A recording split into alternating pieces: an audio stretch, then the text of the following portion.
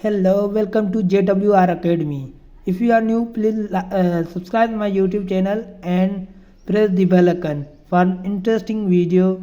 We are uploading daily basis videos on order of operation on this channel. So today we are discussing 2 3 plus 2 minus 3, and in this example we use the parenthesis, so we use the order of operation to find the best answer and right answer. Okay, so first we according to order of operation we solve the arithmetic operation inside the parenthesis.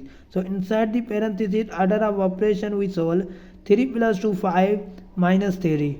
Okay, and left to right. Okay, and 2 is the same, and 5 minus 3 is 2. So after we calculate 2 to the 4, so 4 is right answer.